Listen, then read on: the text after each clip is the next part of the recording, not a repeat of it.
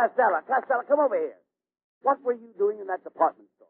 I just bought my Uncle Mike a pound of peanut brittle. You mean peanut brittle? No, peanut brutal. He's got no teeth and it's brutal. You know, there's a lot of excitement in that store, Costello. What happened? Well, Santa Claus, he kept running up and down the stairs. You should have seen him. Up and down the stairs. Why? Well, he had to. His beard was caught in the escalator. Did you buy anything besides the peanut brittle? Yes. My Uncle Mike is wearing his tuxedo Christmas Eve, so I bought him a new shirt. Stiff. Sure, he'll be hired in a kite. Did you buy anything else? Well, I got a piece of mistletoe to hang on my nose. You're going to hang a piece of mistletoe on your nose? Oh, sure. This year I'm going to have a little fun on my own hook. Did you buy a present for your Aunt May? Yeah, I got her a case of soap chips. Why soap chips? Well, she lived in California all her life, and she's never had a white Christmas. I'm thinking about that. Did you go to the policeman's ball last night? Yes, but I didn't have a very good time. Why not? None of the policemen would dance with me. So I left and I went to the Burbank Theater. They got a beautiful girl basketball player that comes out on the stage, and she immediately takes the basketball. Now, wait a minute, Costello. That's not a girl basketball player. You saw a bubble dance. I thought it was funny she never dropped that ball. Keep quiet, Costello. Now, that's enough from you. Give my friend here a chance at the microphone. PDQ gasoline is so full of power, mileage, and the spirit of Christmas that PDQ dealers have a pretty swell gift to make your Christmas more fun than a clam bake. 3 Christmas stickers. You know, to doll up those pretty packages you wrap.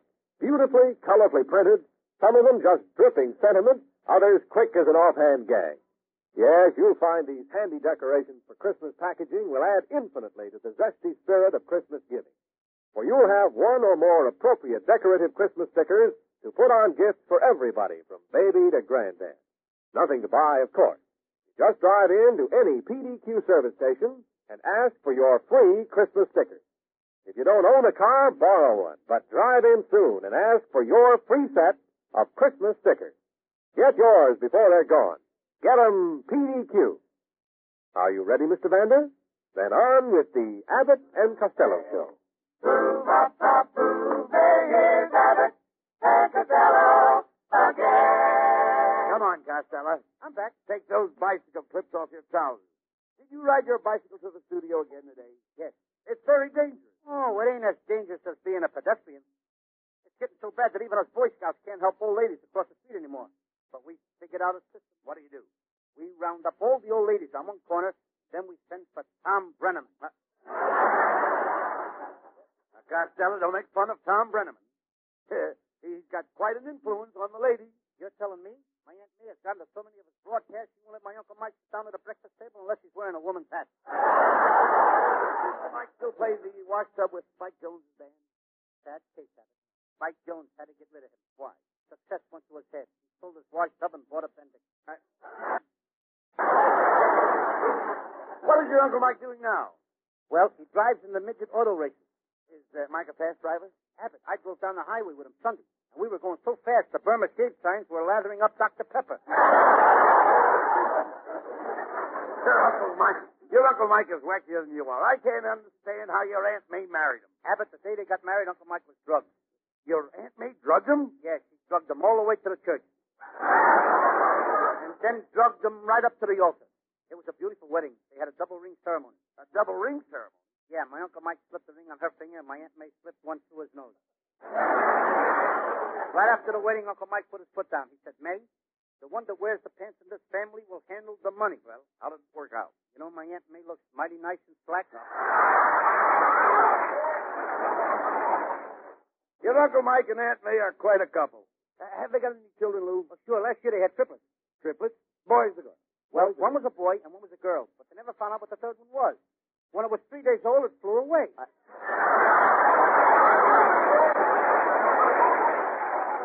So long, Abbott. I'm going over to the hospital to visit my Uncle Mike. Mike? Mike is in the hospital? Mm-hmm. Why, only last night I saw him at Ciro's with a blonde. So did my Aunt May. Brother, did she hit him? I don't blame her. She hit him with provocation. Yes. She hit him. What was that? She hit him with provocation. She did not. She hit him with a chair. No. I'm talking about provocation. Provocation made her hit him with a chair. Provocation may have made her hit him with a chair, but biting his ear off was her own idea. Why do they always fight? Why can't they be like me and my wife? We feel an argument coming on, I go out in the yard and cool off. Yes, you haven't been in a house in 20 years. Now I found out how you get that can. Never mind that. That's not true, Costello. My wife and I are very happy. Ours is a real smash-up romance. Yes, you're a wreck and she's built like a tow truck. How dare you ridicule marriage?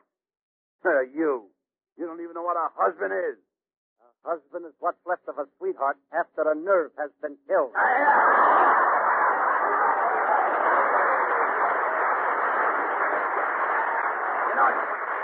know what's the matter with you? You're afraid to get married. I am not. All right.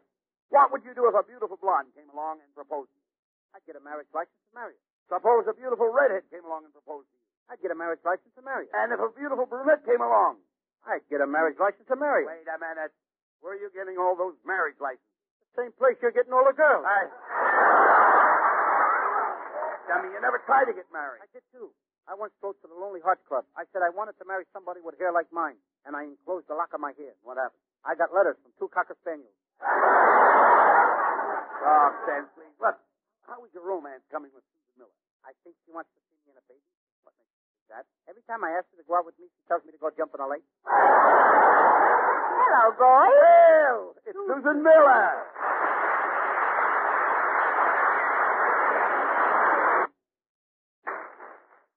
Go ahead, Costello. Ask her for a date. Susan, you'll go out with me tonight. I'll make love to you like Napoleon made love to Cleopatra. Costello. Cleopatra and Napoleon lived 1,000 years apart. What's the difference as long as they loved each other? After all, Susan, you're making a mistake by not going out with me. Remember, Christmas is coming. Oh, Costello. Darling, I hadn't thought of that. Now you've got it. Susan, I got an idea. How would you like a diamond ring, a diamond necklace, and me posted? You've got all those things for me? No, but I've got the idea. Costello, there's no way to talk to Susan. You're nothing but a fat, slippery, sawed-off little ignoramus. Who's little? I'm just as big an ignoramus as you are. No wonder Susan won't go out with you. You never offered to do anything for her. Susan, if you'll let me take you home tonight, I'll help you solve all your problems. But I haven't got any problems. And I haven't taken you home yet.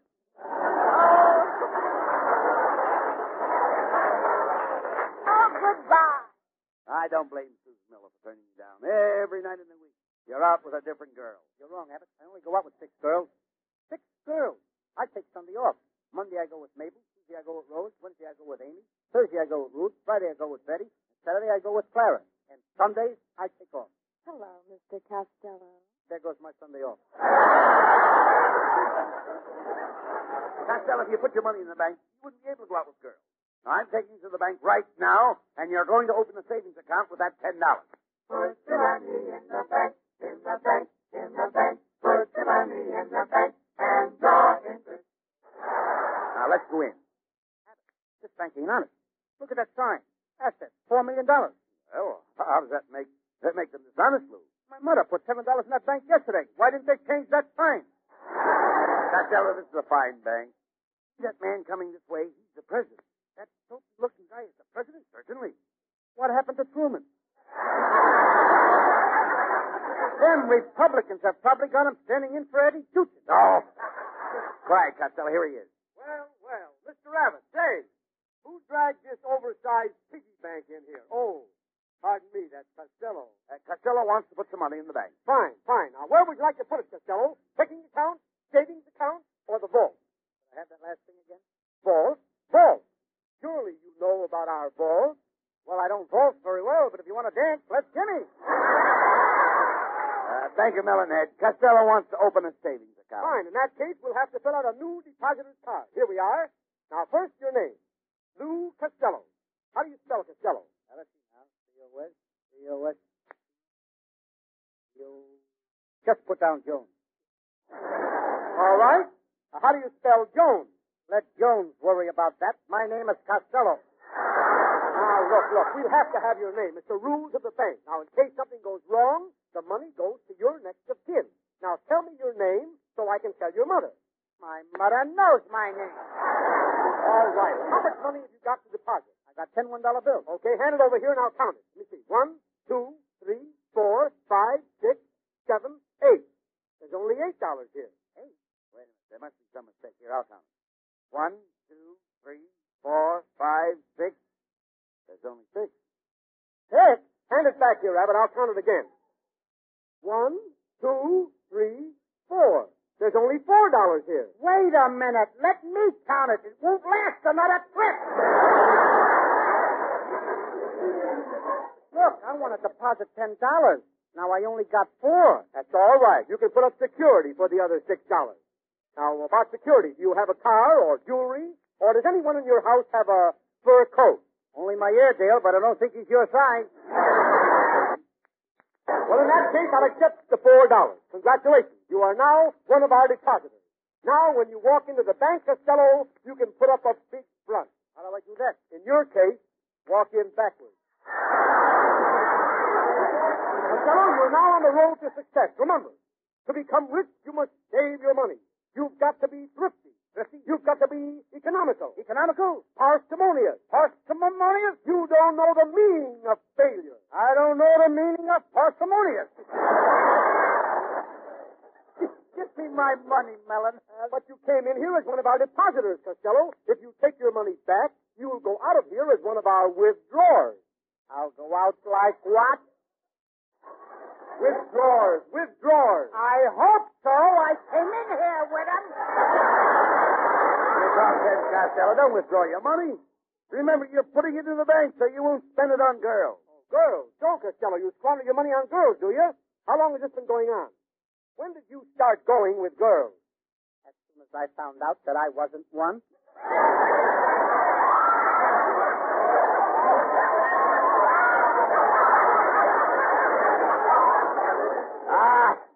Enough of this nonsense, Costello. Your money stays here, and Bank of Melonhead is going to handle your financial affairs. I certainly will handle your financial affairs. Costello, here's how I'll do it. First, I will calculate your fiscal remuneration. Next, I will deflate your budget by taking a terrific slice out of your monetary millennium. After that, I'll compound your debentures, clip your coupons, and then I will stretch your capitalized assets until your amortization covers your inflated fiduciary encumbrances. You wouldn't dare. Well, Costello, now that you've got a bank account, why don't you ask the president of the network for a raise? I asked him for a raise our first week, and he said, don't worry, we'll take care of you. Just play ball with us. I asked him again the second week. What did he say? Just play ball with us. Then I asked him again the third week. What did he say then? Just play ball with us. Well, are you going to get the raise? No, but I'm getting to be a heck of a ball player. Well, if you do get the raise and save the money, you'll wind up with a bankroll. With the money they're paying me, I'll be lucky if I wind up with a Tootsie Roll. But I made a smart investment, Abbott. I just bought 40,000 1946 calendars for $3. Why, you dummy. 1946 calendars are worthless. 1946 is gone. Yeah, but if it ever comes back, brother, will I be rich. Well, are you sure you put all the money you had in that bank? Well, no, I really got another $100, but don't worry, it's in the safest place in the world. Where's that? Susan Miller's stocking. That's a safe place? Sure, I can always keep my eye on it, but I can't get my hands on it. She keeps it right over her knee. It's a joint account. But I'm going to ask Susan to give it back to me. Why? She's been wearing them new long skirts that don't draw no interest. You keep your money in the bank. No Christmas shopping. You understand? I did my shopping yesterday, Abbott. With them stores crowded. Did you get pushed around? Pushed around? Wow. I bought a gift at the May Company, and I had to get it wrapped at Bullock. I got my change at Nancy's department store, left by the way of Magnus, found out I had the wrong package, and the only place I could exchange it was Eastern Columbia, Broadway at night. So you've been spending money on girls again, eh? I suppose you have a date tonight with that redhead from Glendale. I don't go with her no more, Abbott. Every time we park in my car, she tries to start something. Why? The car. Tonight I'm taking out a new girl. She thinks I'm a great football player. Costello, why do you always try to deceive the girl? You'll never get away with it, bluffing people that you can play football. Why not? Stanford University has been doing it all season. Costello, I'm going to take you to a psychiatrist and see if he can cure you from continually pretending to be something you're not. My Uncle Mike went to one of them guys. My Uncle Mike, he used to think he was a St. Bernard dog. Is he cured? No, but he's much better. Now he thinks he's only a Pekingese. Right. Abbott, you ain't taking me to no psychiatrist. No, Costello. Look, he won't hurt you. Are you afraid? No. Are you a coward? No. Are you a sissy? No. Now, let's try it with my answer. Oh, come on. We're going to visit that psychiatrist right now. Costello tells enormous lies to busy girls of every type. So Abbott thought it would be wise to have him psychoanalyze. Well, here's the psychiatrist's office. Costello, come on. Let's go in. Gentlemen, sit right down. Now, look at Abbott. I'm getting out of here. Now, look at that guy. He's got a big lump on his head. Oh, you noticed the lump on my head, eh? I got it last night playing piggyback with my 3-year-old niece. Playing piggyback with your 3-year-old niece. Yes, I fell off her back. Oh.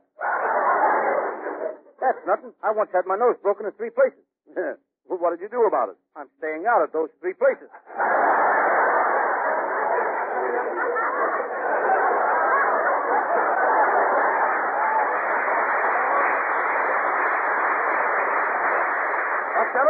Costello, you remind me of a patient of mine, a traffic cop. Gives everybody tickets. Gives tickets for no reason at all. Well, wouldn't he be considered crazy?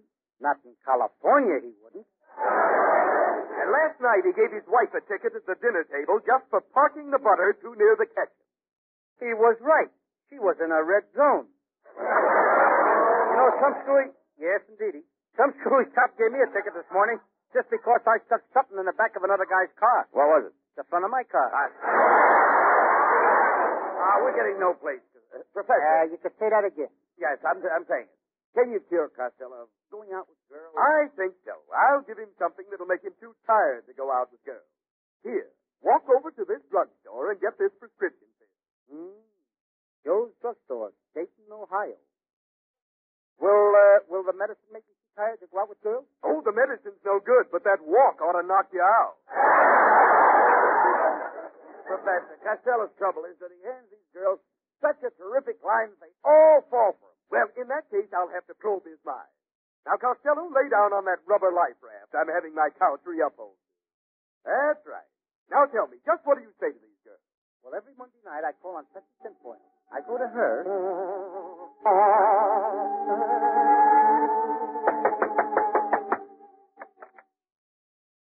Good evening, Pepsi, my dear.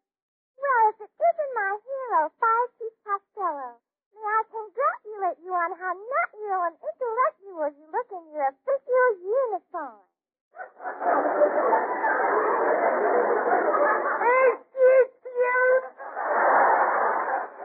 Fire, Chief. Costello, how could you lie like that? Chief, for your information, you haven't given me an introduction to your mutual friend. It sounds like she's been gargling with Dutch cleanser. Tessie, my love, may I present Fireman Abbott of the Hook and Ladder Division? And if he don't stop hooking ladders, I'm going to fire him out of the division. Oh, Chiefy, you're so dutiful and so beautiful. Oh, Tessie, it's all in the game. Just yesterday I was sitting in the firehouse and an alarm came in from a movie theater. Yes? It was 3 minutes to 6. I jumped in my car, flew across town, 90 miles an hour to get to that movie theater. Why'd you go so fast? I wanted to get there before the prices changed. Chief Costello, you must be a sensational driver. Oh, I don't like to brag, but Saturday I was sitting on the top of the hook and ladder steering. The driver was pulling me along at 90 miles an hour. Suddenly at Hollywood and Vine, he made a right turn. And I made a left turn. What happened? It was the first time that pedestrians were knocked off all 4 corners at the same time.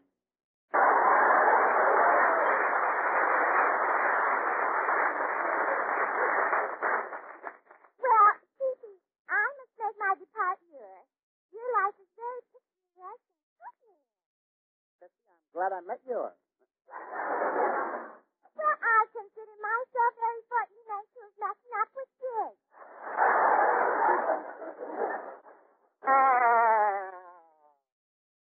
Well, see, Professor, that's what happened with Tessie Pinpoint. It's very interesting. And now, Chief, Costello, what other girls have you fooled? Well, on Tuesday night, I go to see Honey Child Lee. She's a lovely little girl, and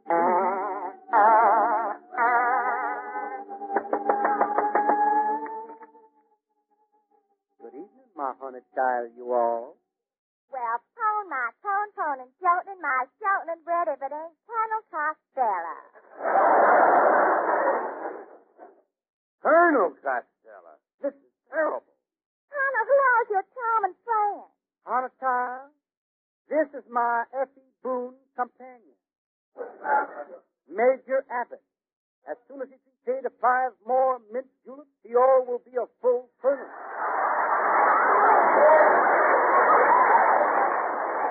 Oh, Charlotte, you little old funny man. You ought to pull my little old leg.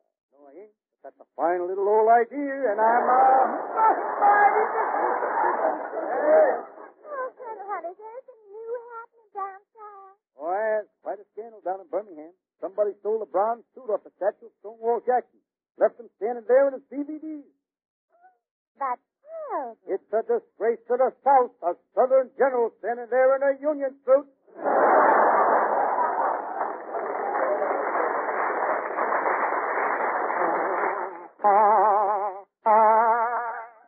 You see, Professor, he hands out a different line to each girl. Very interesting. And now, Colonel, Costello, what other girls have you been courting? Tell him about Cleo Smith. Well, Cleo thinks I'm a big used car dealer. Kurt the Jerk. Kurt the Jerk. Yeah, he's the guy that sells the cars to Madman Munch. By the way, Costello, I see you have a picture of Lassie on the back of your watch. Don't tell me you've been going out with Lassie.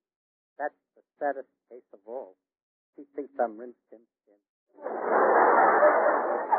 Now, Costello, in order to cure you, I must know everything.